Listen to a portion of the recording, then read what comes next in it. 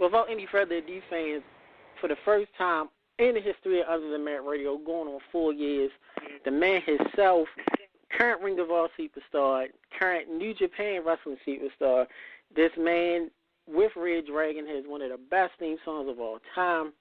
Bringing in right now the man himself, Mr. Bobby Fish. How you feeling? I'm good, man. How you guys doing? Doing good. Doing good, man. Okay. Good to have you on the show, Bobby Fish. Always an honor having you on, taking time out of your busy schedule. Yeah, start thank you. things off. No problem, man. You feeling okay? We heard you cough a little bit. You okay? Yeah, I'm all right. Hey, no problem. But start things off, we like to have fun on the show. Your theme song, a lot of fans been hitting me up since we made the announcement. The Red Dragon theme song, one of the best theme songs we feel of all time, Dance Away by Damn Valentines. Correct. If you can, Bobby Fish, tell us about the theme song. How did you and Kyle O'Reilly come up with it, and your thoughts of using it? That was actually because with Ring of Honor, like it's got to be music that they're licensed to use, and that was one of the options, and that's what we went with. And it seemed to not immediately strike a chord with fans, and some of that in the beginning could have had to do with the fact that we were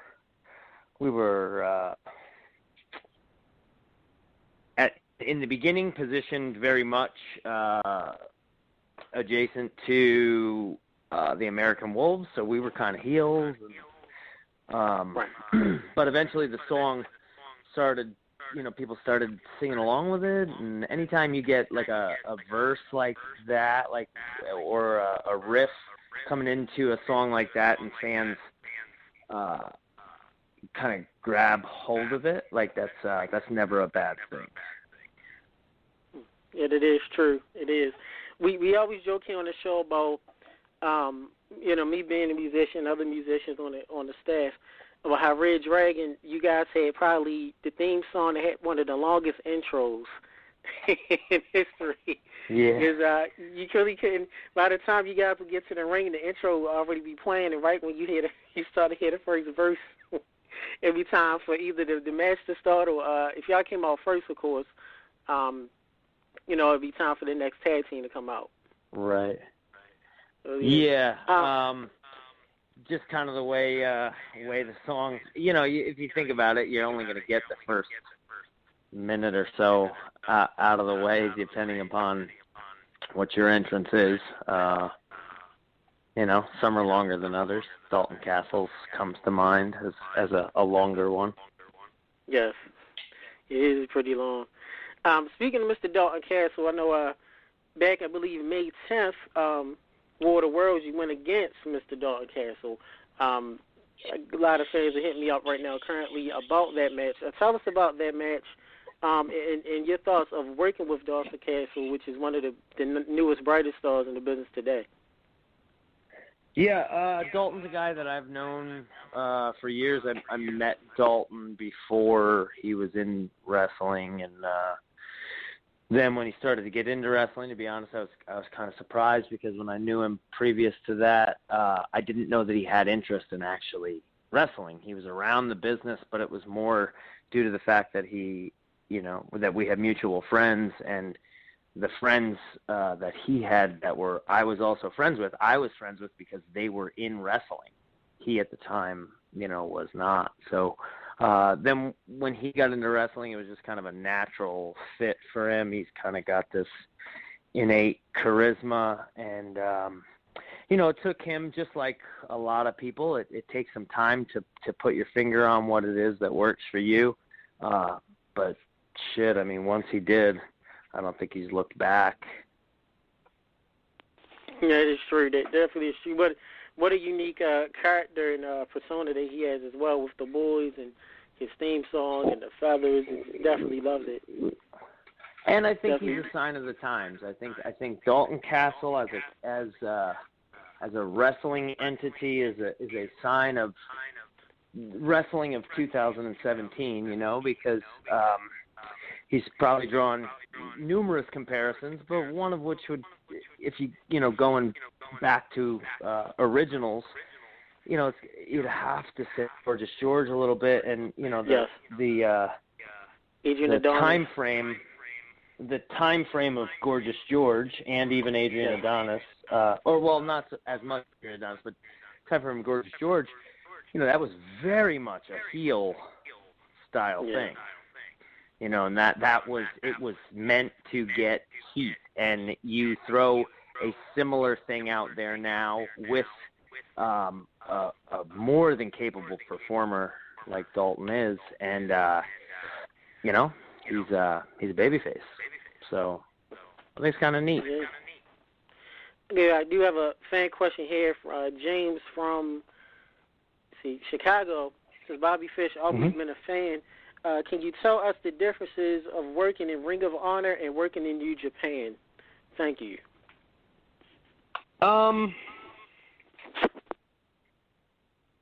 I'd say New Japan, I don't know. Japan as a whole kind of has its own sort of vibe because of the fans, and that crosses company. That doesn't matter. It's just the Japanese wrestling is dictated a bit by the fans, and the fact that they are not as boisterous, they are not as loud and rambunctious as an American audience. It's not because they're not into what they're watching; they just watch in a different way, and I think it's more of a societal difference than anything else. It just is the way that they are, and so the style of wrestling is kind of falls in line with that, and you're wrestling in front of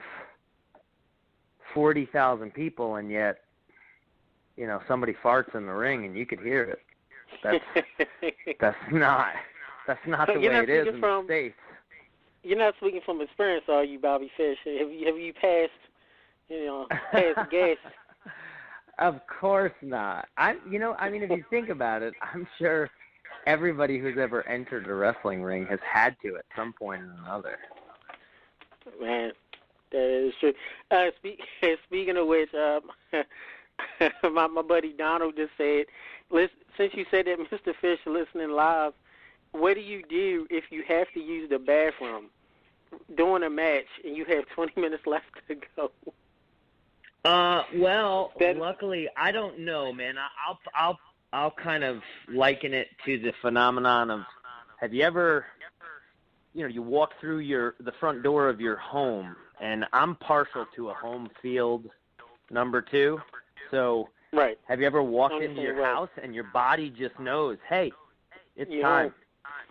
So I think it's kind of the same thing. Like when you have that high anxiety of a match, and even if you got a passenger riding that you need to get rid of, I think your body somehow just knows, like, hey, if you don't do this now, I'm here for the long haul.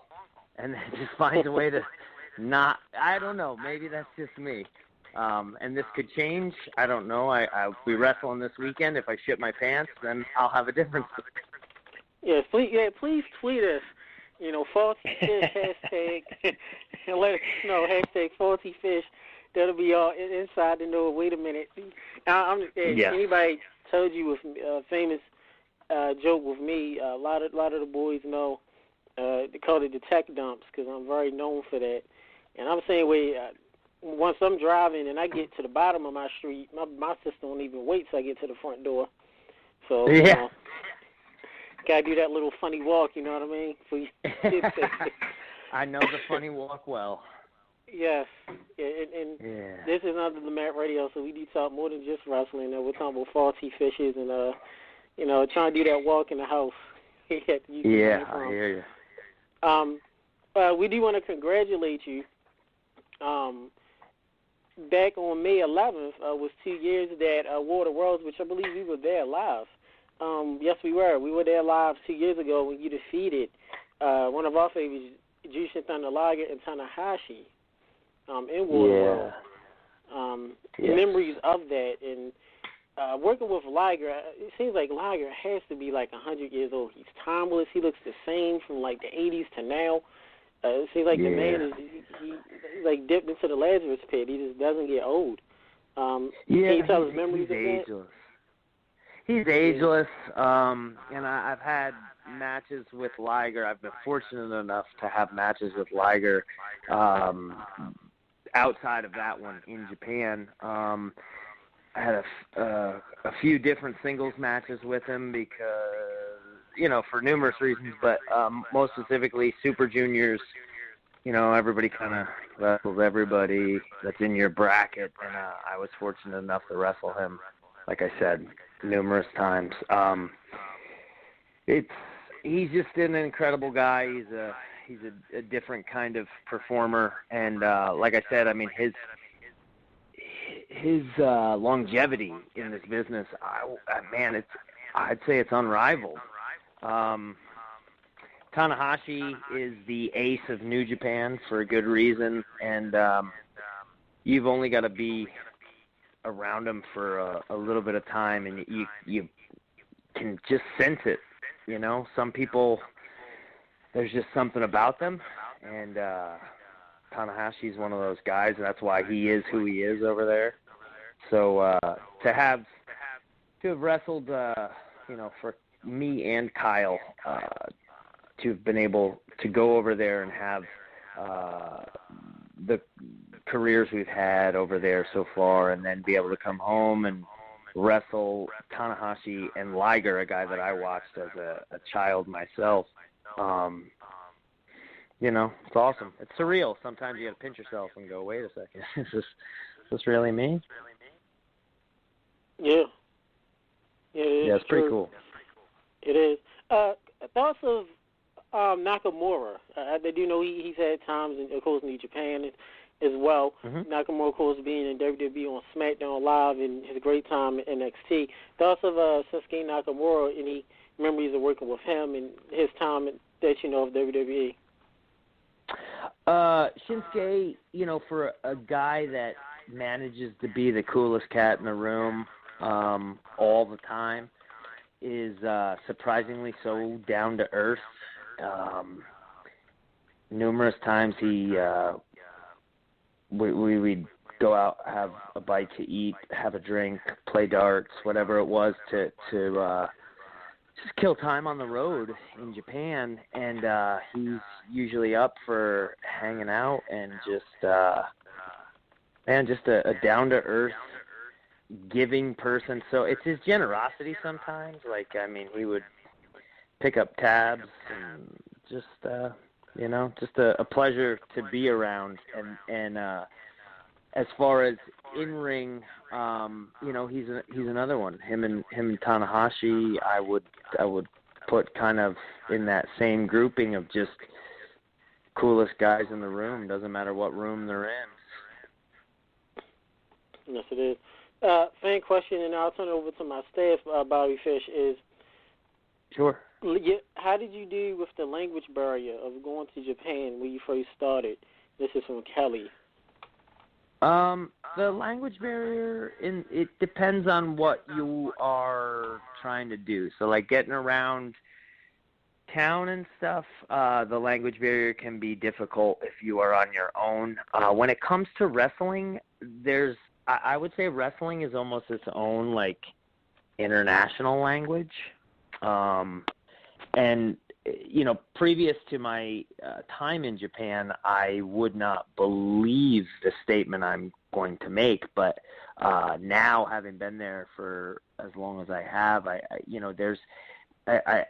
I really feel like wrestling is almost the international language, and is so much of it is almost unspoken that it's like you can deal with it. You find a way, and then there's a decent amount of Japanese English. We started calling it Japanglish.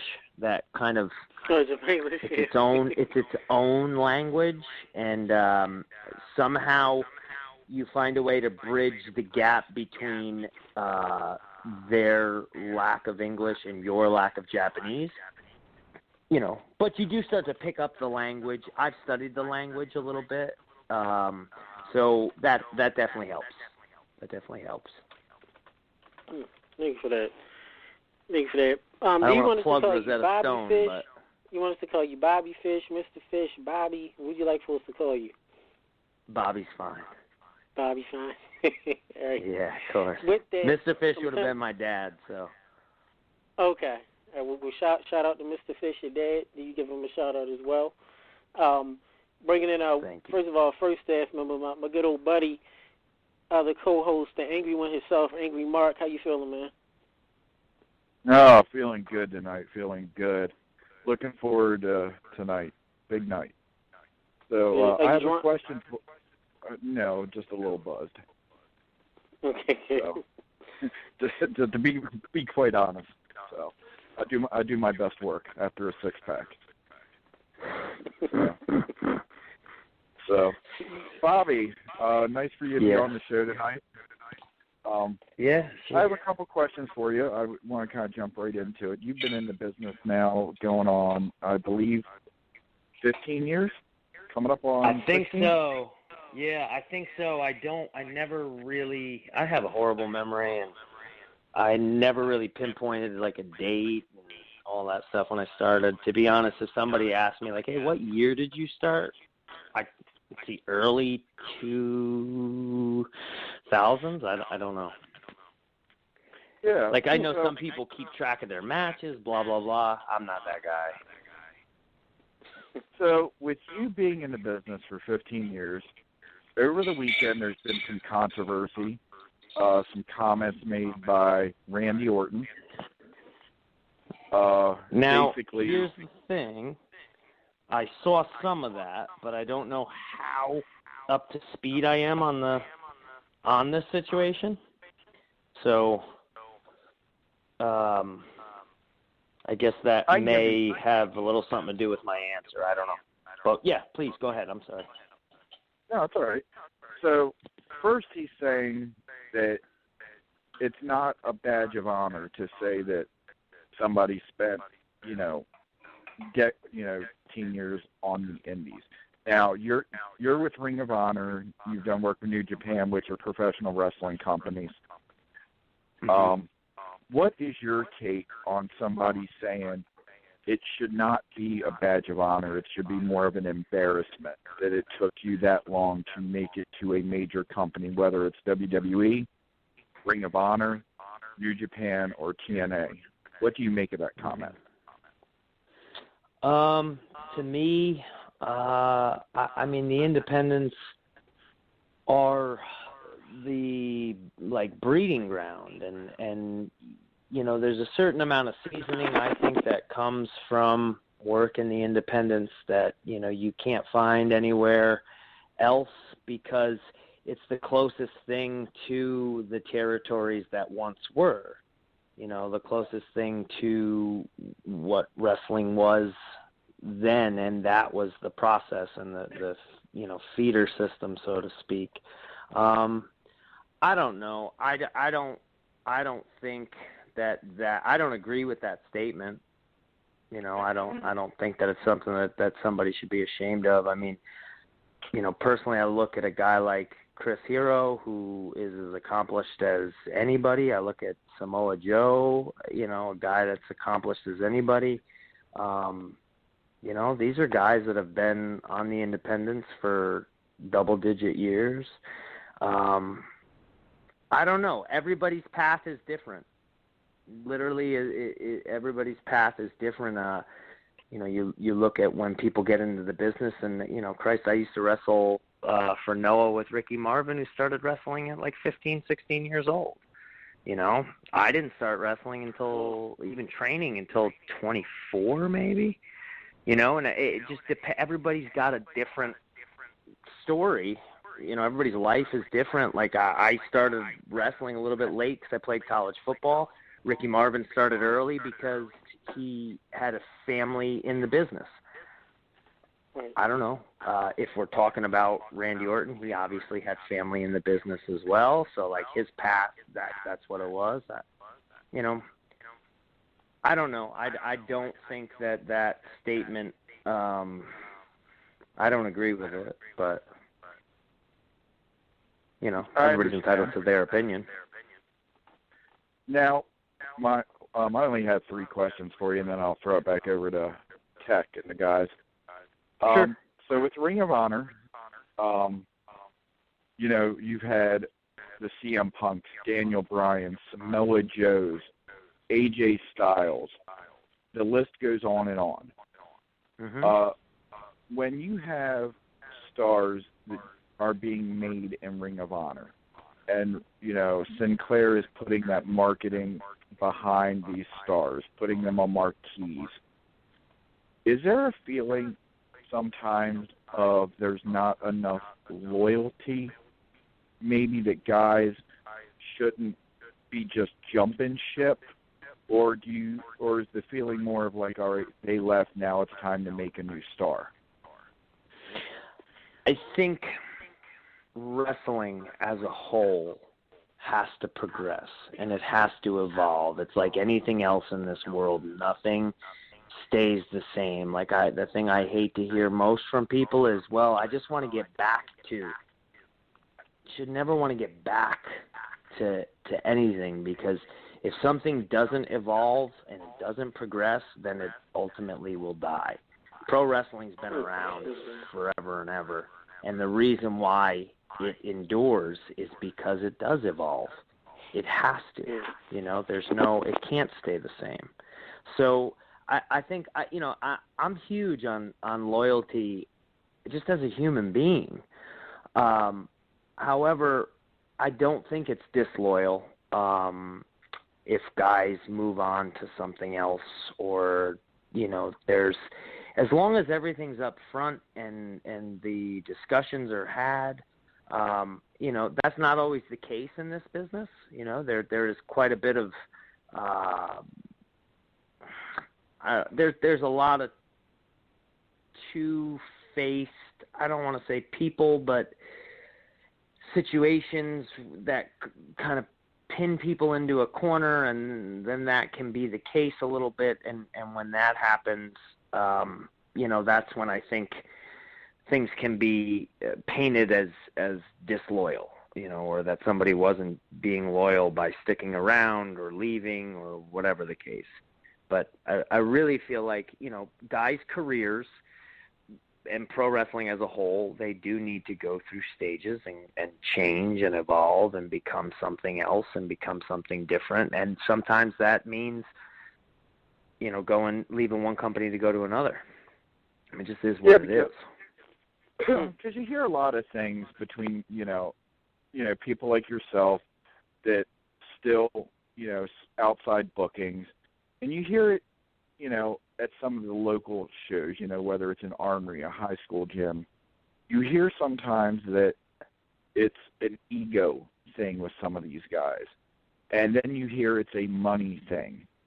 And when I hear that all the time, it's almost, is it jealousy, or is it legit heat that these guys have inside the companies and they kind of move on?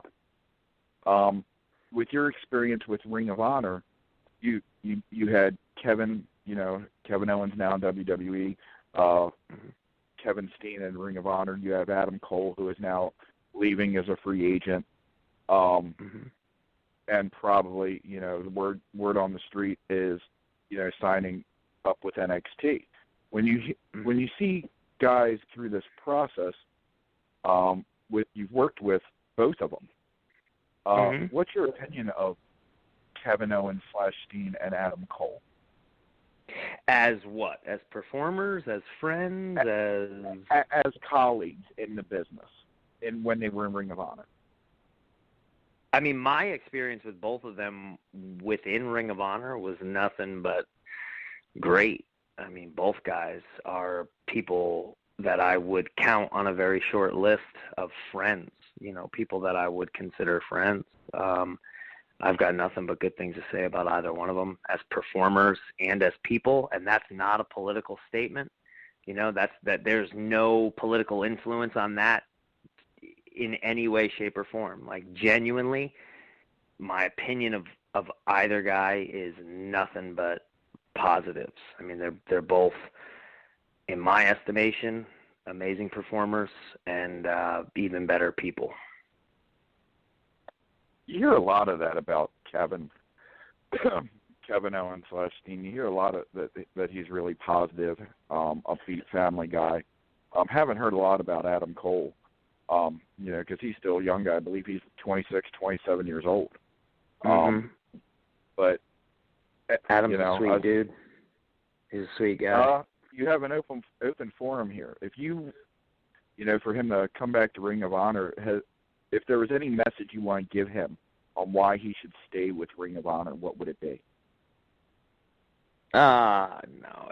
Listen, I would never make such a statement to anyone, because guys got to do what they've got to do. You got to do what's best for you. If you have a family, you have to do what's best for your family. You have to do what's best for your children. And that's what it comes down to. So I would never try to get somebody to go to one place or stay in one place.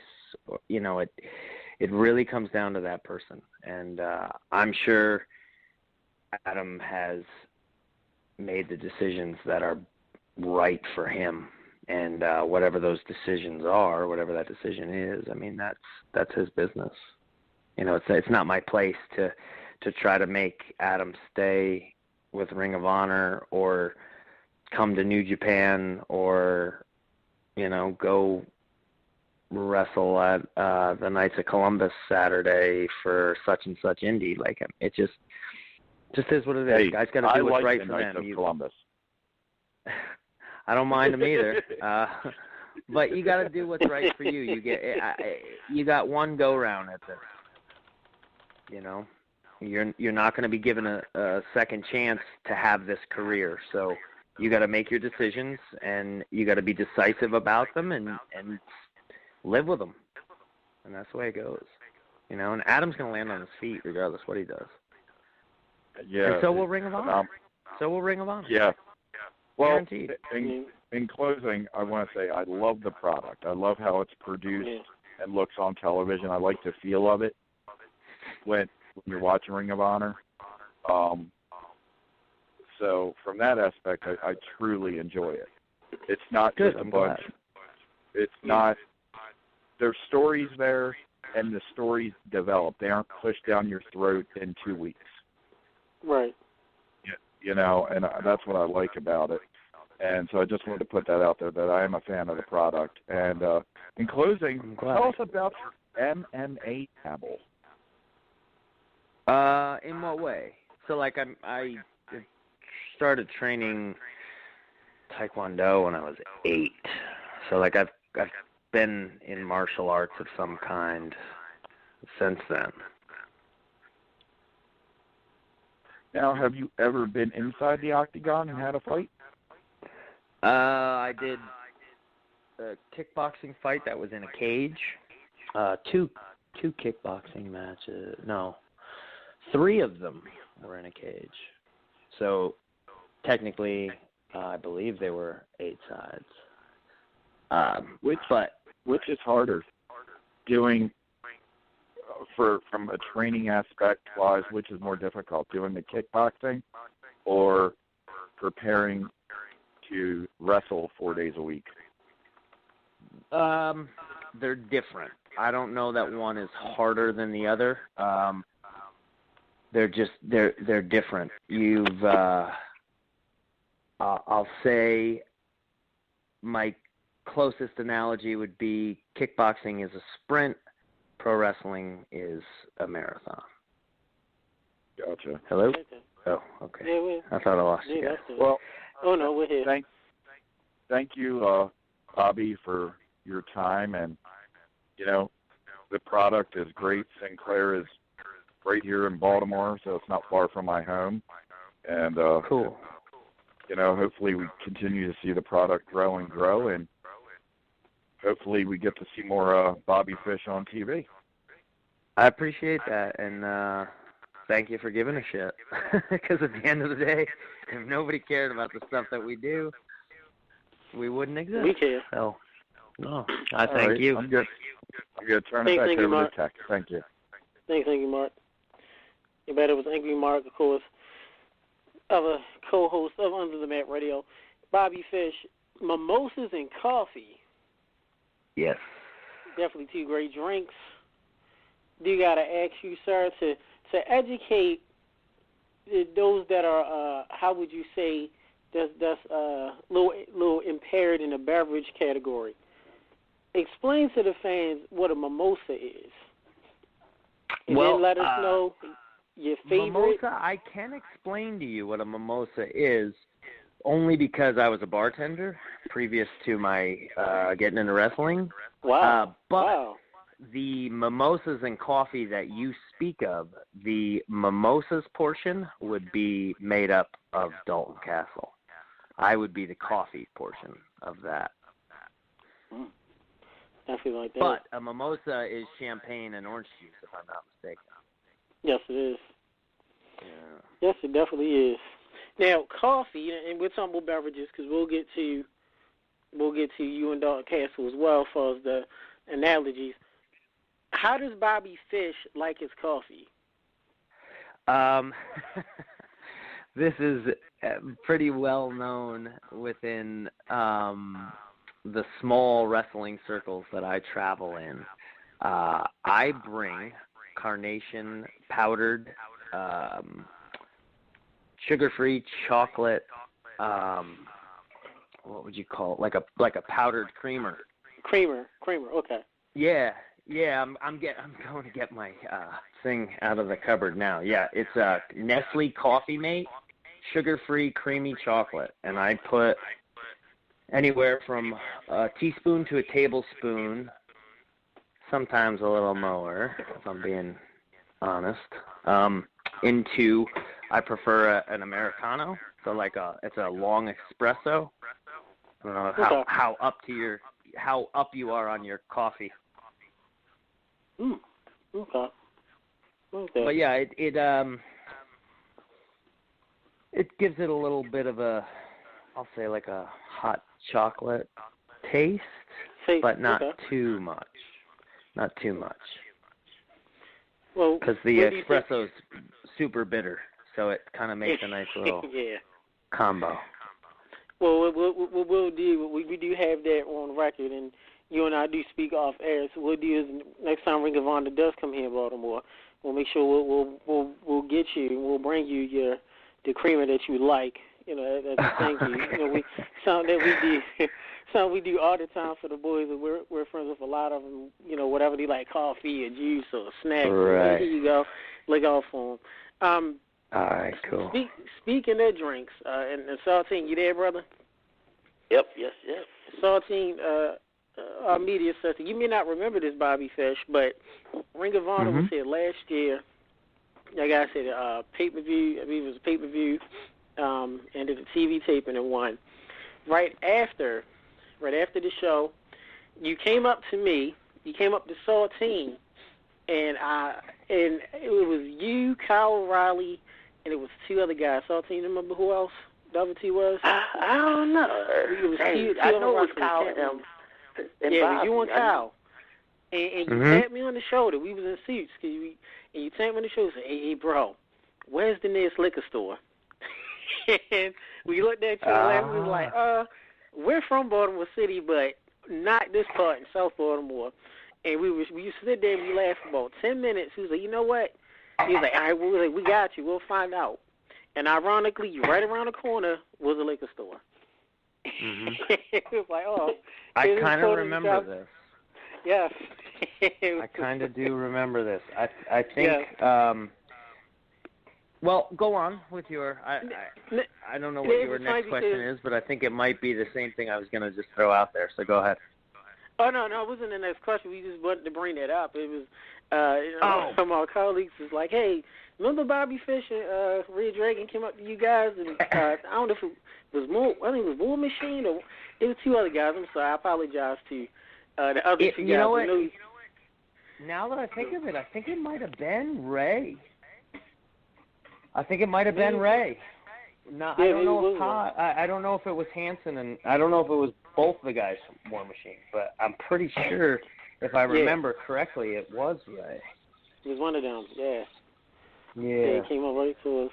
Now you gotta let us know, Bobby Fish. Were you guys successful in your quest of a beverage?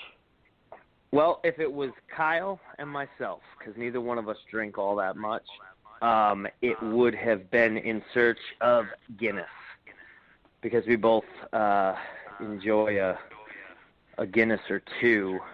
That's about the extent of much of the drinking that either of us do. Well, I'll just speak for myself. I don't speak for Kyle. Maybe he's turned over a new leaf and he's a raging alcoholic. I don't know. Oh. So let's remember a Guinness or two. I definitely saw with that. That being said, Toph, you there, brother? Yeah, I'm here. We got me, Sister Toph. Go ahead. You know you had a couple questions for Bobby Fish. You can go ahead. Okay, cool. Just to give you a heads up, I'm kind of random, Bobby, so I'm kind of all over the place. That's okay. Okay, first question. I was watching wrestling with my girlfriend. She watches WWE, TNA, and Ring of Honor, and this is like really random. She actually thought you were attractive, and I was like, what? I'm like, you just saw Roman Reigns and John Cena, and here she is like just gushing over Bobby Fish, and she complimented on how great you look for a man of your condition. And I think that you and Austin Aries are kind of like in the same boat, because like on paper you guys come out and you look like you're in your late 20s, early 30s. But then when I saw that you were 37, I was like, wow, he looks, he keeps in good shape. So you're making the first me question young. is, that's the point, like you and you and Daniels. Because I'm not 37. And I thought you were 37. Or are you 35? I'm 40. You're 40? Oh, wow. See? That even proves my point. That proves my point. See? Like you, Daniels, and Jerry Lannis, like you guys just drank from the fountain of youth. What's your secret, man? Yeah, like Lager. Hanging out with Lager. Yeah, I'll tell you, whatever the secret is, Lager found it long ago. I think as a whole, it's just staying active and movement, and I think as soon as you stop using this body that we're carting ourselves around in, that's when things start to go wrong, and that's when you start to have problems, and you just got to stay active. I think I know for me a ton of, I will credit, I started doing CrossFit about 5 years ago. It's not the only modality I train, but it's one of the foundational pieces to what I do, and I think that CrossFit's had something to do with just my with kind of cluing me into some things that I may have been neglecting that I needed to pay better attention to, and I think over the course of that 5 or so years, some of those changes happen, and I think now I'm seeing the results of them just the same as you are. I feel like, I don't know, I truly feel, as cliche as this is, I truly feel like age is a number. Like, I don't know.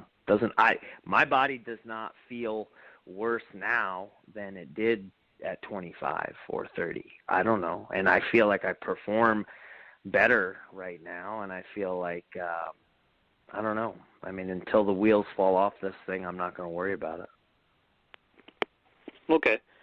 My next question, this one's kind of a stretch, but I'll be curious to know your opinion. Simon Gotch from the, formerly a WWE employer from the Vaudevillains, it didn't work out for him, and he was just recently did an interview, and he mentioned for him that he thinks that tag teams work better if you're not close friends with your tag team partner, and he got kind of torn apart from it. And, you were a great tag team with, Kyle O'Reilly, who's no longer with Ring of Honor at the moment. And Right. You know, you had a really good chemistry with Kyle, and I really liked your matches with the Young Bucks and the Briscoes and all those guys. Do you feel like being good friends with your tag team partner in real life can make the team better, or what's your opinion on that? I'd say that everybody's different. Kyle and I were not super close when I started with Ring of Honor. We knew each other, definitely, and we'd always been friendly, but weren't, guys. I mean, we lived on opposite sides of the country almost. It was like, we just didn't, geographically it was what it was. But when Ring of Honor, when they put us together, really quickly, I mean, within a month's time, we realized that, holy shit, we are a ton alike. And it was the friendship that, not to be corny about this, but the friendship that came from that was effortless. Because now we were kind of thrown together traveling and stuff. It's just the way the wrestling business goes. And then you're trying to get things working as a team because that's going to benefit both of you. It's a symbiotic relationship. You both are going to try to better yourselves or your positions or whatever it is as a unit. And I don't know. With Kyle and I, it was effortless. I didn't even have to think about it. And we're just, I don't know. We're two peas in a pod. So for me, in my experience, in the tag teams that I've been in, the most prominent, obviously, being Red Dragon, me and Kyle. I don't know. I would say the opposite. I would say that our friendship, our closeness, our likeness, the fact that we were, very similar personalities to one another, I think it did nothing but strengthen our ability as a team and help with our chemistry and I dare say to a point that it wouldn't have otherwise, because Kyle and I, and we've experienced this firsthand, we've gone off and done single stuff and been away from each other for long periods of time, and just recently got back to doing some tag stuff together, and it's like we just picked up right where we left off. It's like we never stopped. I'd say part of that has to do with the fact that we've never stopped being friends and talking and always having communication with one another. So whether we were tagging every weekend or we hadn't tagged in 6 months, we still were friends. I don't know. For me, that had to help our chemistry. Has to. Okay, I got 2 more questions for you. At the beginning of the interview, you guys were talking about, working with Jushin and the best of Super Juniors. The next best of Super Juniors is happening soon. Is there anybody in the tournament that catches your interest? Block A looks pretty stacked. I know you're pretty busy, so you may not have time to check it out, but is there anybody in the best of Super Juniors?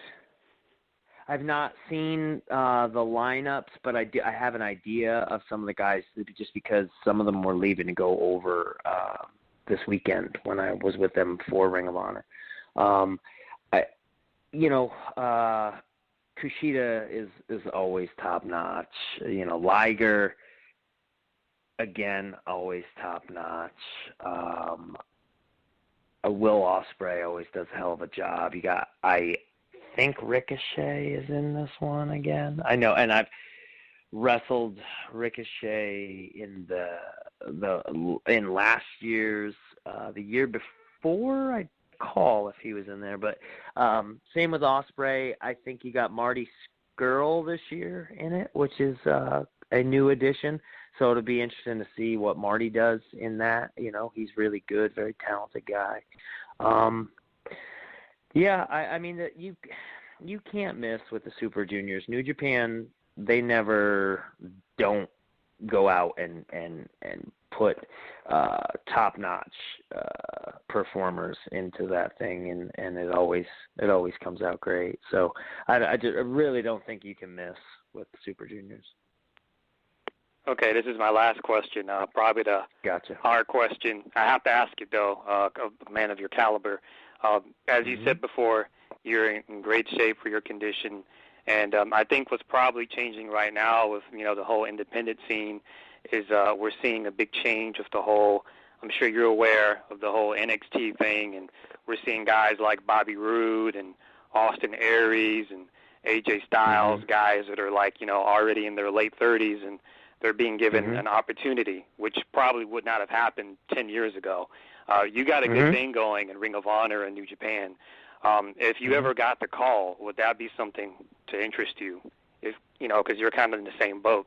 And I personally think if you did go over there, you would be a success just like they did. I have. I've always been a pretty confident guy, and I like challenges, and if the right challenge were to present itself, my ears are always open. As far as where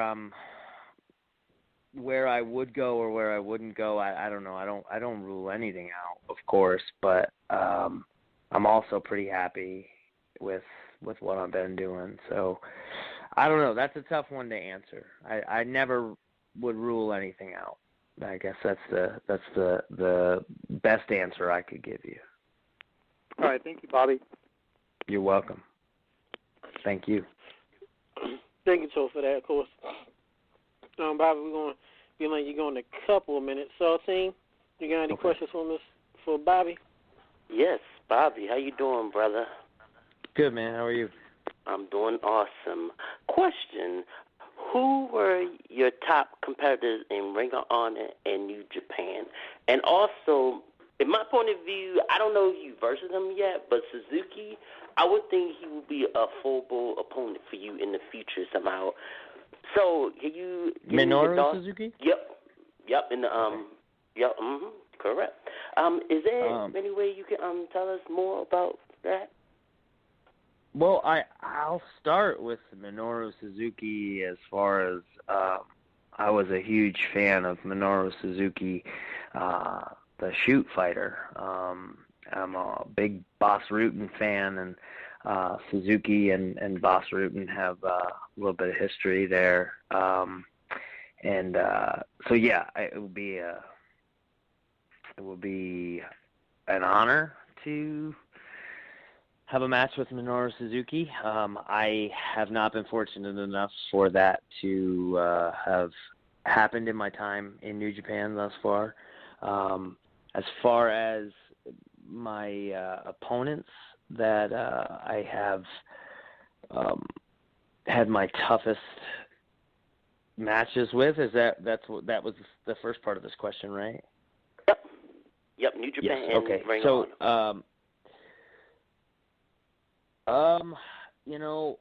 Dalton is never an easy out.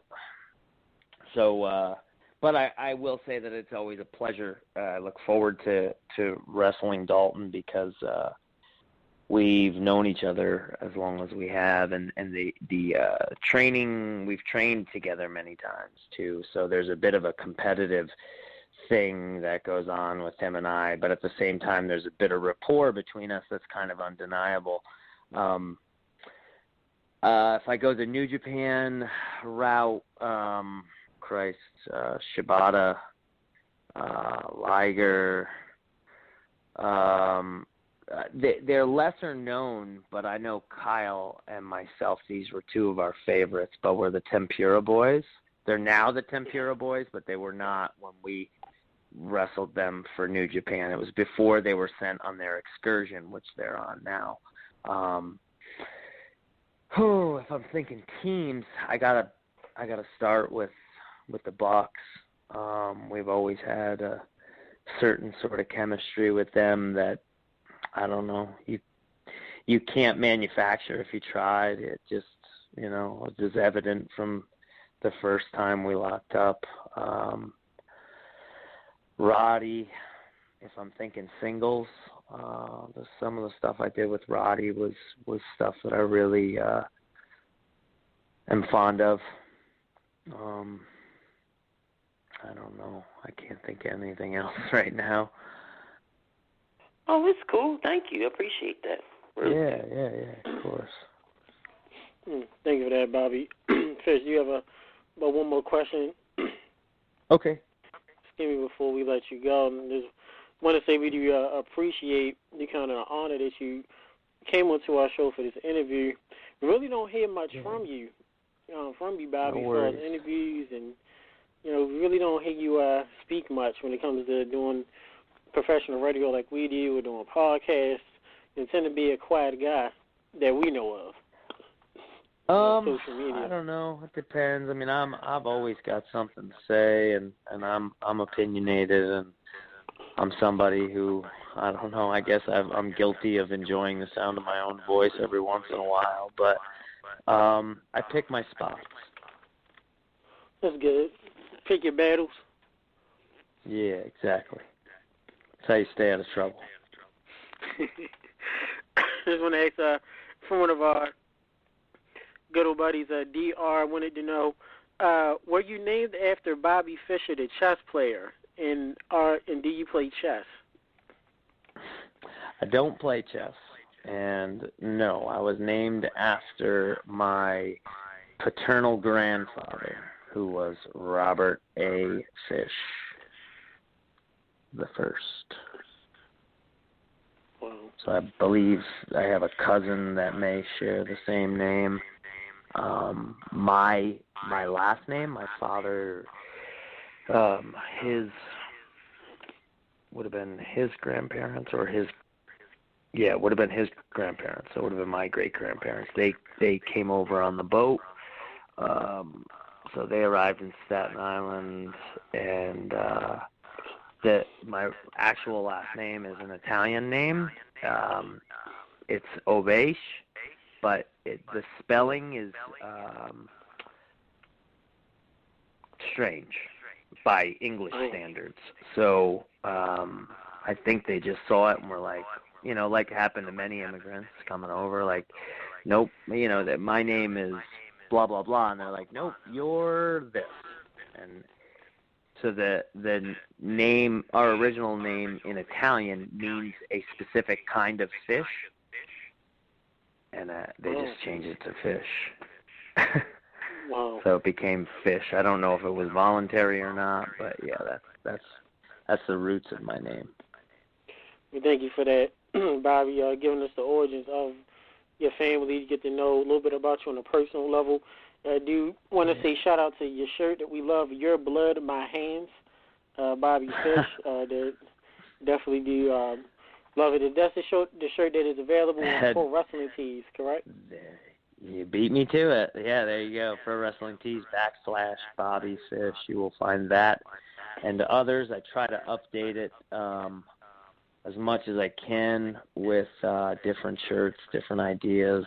But when your schedule gets moving, sometimes you could always do a little better. So, but yeah, please, that shirt is there, as well as a number of others. Yes, well, Bobby, it's been an honor. It's been a pleasure to have you on our show. Your time is very much appreciated. We thank you for this great interview. Of course, representing Ring of Honor, representing yourself, Mimosas and Coffee, New Japan Pro Wrestling. And maybe one day we can hang out and you can go back to your bartender roots and maybe a couple of drinks. Possibly. So, but Bobby, it's been an honor. Before we let you go ahead and plug anything that you need to for us. I know you said there's a Ring of Honor event coming up this weekend. You can go ahead and plug that and any other events you have coming up. Yeah, well, this Friday we will be in Reseda. We're doing PWG. Kyle and myself, we will be wrestling. Matt Riddle and Jeff Cobb. I will be in the New York City, Long Island area Saturday and Sunday. NYWC Wrestling. I will also be doing, the name of the other two escaped me, but they're down there. And I'm on Twitter, the Bobby Fish, on Twitter and Instagram, same thing, the Bobby Fish. And, of course, as has already been mentioned, but Pro Wrestling Tees / Bobby Fish. Yes, Bobby Fish, thank you. Remember, this man says, and we do believe it, and if you don't believe him when he says this, you probably will have to feel it yourself. This man says he has the most educated feet in the business. We're not going to go against him on that. We're just going to take his word. Yes. Educated feet in the business. Yes, it's certainly easier to just take my word. Yes, it is. So, Bobby, it's been an honor. Thank you, man, very much. We'll be I'll be in contact with you off air soon. Cool. You have a good night. Okay. And thank you for your time. Great. It's been a pleasure. Thank you. Thank you. Bye-bye. Bye. Anyway, Bobby Fish. The infamous. Ring of Honor. Yes, infamous Bobby Fish. Formerly known as the bartender Bobby Fish. Coming on to Other Than That Radio. DR, how you feeling, man?